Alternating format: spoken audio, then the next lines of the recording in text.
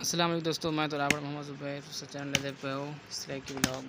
आज दोस्तों ले पे हो तो सने कि मजदूर काम किमें करना और केड़ा औखा काम है ये मजदूर करने पर लेते पहुँचो और भला ये अफसोस ना वाकई क्योंकि लोग इस गर्मी के विच ऐसी काम करना ना उनकी मजबूरी है तो दला छाण नहीं करना चाहिए।